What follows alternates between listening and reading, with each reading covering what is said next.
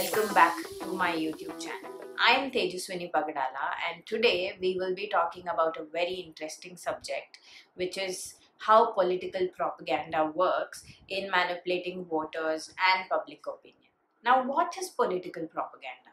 How does a group or a political party or a leader use this to influence public opinion? Let's find out. So, political propaganda is nothing but use of biased or misleading information to influence public votes or drive a certain agenda.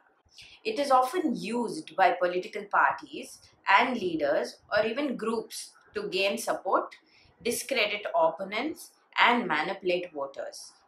So, political propaganda can be in various forms, such as speeches, slogans, posters, advertisements, media reports, social media news, fake news of scams, frauds, and anything that they can create out of this. In India, especially, political propaganda is not a new phenomenon. It has been used by various political parties and leaders throughout history of this country, especially during elections. However, in recent years, it is evident that political propaganda has become more widespread, sophisticated, technology-based, and dangerous. Now, it can also be tailored to specific audiences based on their preferences, beliefs, and emotions. For example, if you are doing a digital propaganda on a certain political party which has an agenda of spreading fake news. So, what it can do is it can use social media as a medium to target specific voters in specific geographies or based on their preferences or community or religion or anything that you want. So, right now, political propaganda has not just become dangerous, but it's also very sophisticated in terms of reaching the right audience. Now, for example, if a leader wants to influence younger voters who are first-time voters, if the political party is going for a digital marketing strategy, then they can use social media promotions or social media targeting to boost their message by choosing a demographic or an age demographic between 18 to 21 years or 22 years. So that's how dangerous and manipulative propaganda is. But did you ever wonder or do you ever question yourself on why political propaganda works so well in India? Well, our diversity itself is an advantage for political groups or leaders to divide us further. They exploit the existing divisions and conflicts in our society, such as religion, caste, ethnicity, language, gender, region, class, and anything they can find to divide people. It's this whole political propaganda, it creates new propaganda by spreading false claims or exaggerated claims, rumors, or conspiracy theories for that matter. Political propaganda often appeals to the emotions of the people. So, anytime you find yourself responding emotionally to anything, any political news, you are sure to understand that it is some sort of a propaganda that is working behind to make you react like that. So let's see why or how political propaganda affects each one of us. First, what it does is undermines the democratic process and the institutions by eroding the trust and confidence of people in them. For example, how many of us really trust the judiciary today? How many of us really trust the government offices and the justice system today?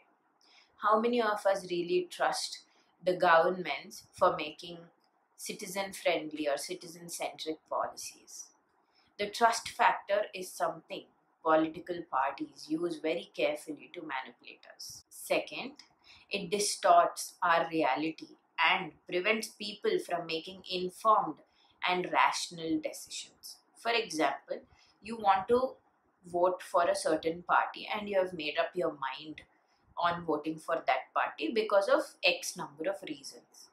But eventually, just before elections, your entire rational decision making process could be manipulated by the opposition party to make it believable for you that okay, now you thought of this party and you voted for this party in the last elections, but the other party's successful negative propaganda may have affected your voting choice, or it has influenced basically your voting decision.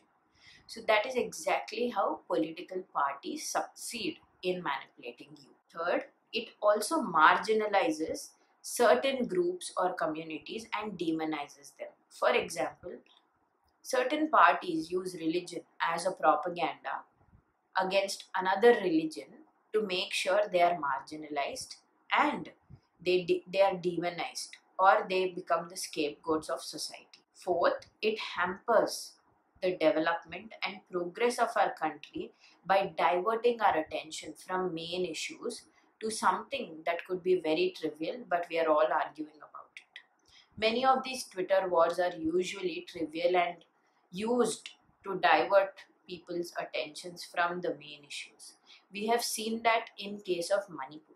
So this is the same tactic political parties use. Finally, political propaganda also eliminates the scope for cooperative and constructive dialogue on important issues in country. So are you one of them who falls for this kind of propaganda on a day-to-day basis? Maybe you are, and you're not alone, because each one of us falls for this on a daily basis. And most of us cannot differentiate the news from propaganda, right? So, as citizens of this country, all you can do is be aware of your situation and try and understand and resist this kind of a political propaganda. How can you do that?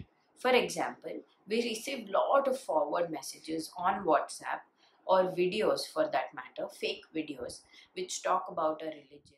So stop spreading that kind of negativity to others. Don't send those messages. Be rational in your decision making.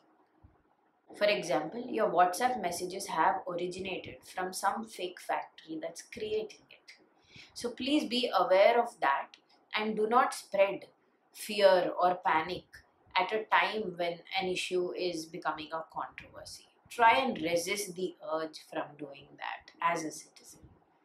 What else can you do as a citizen?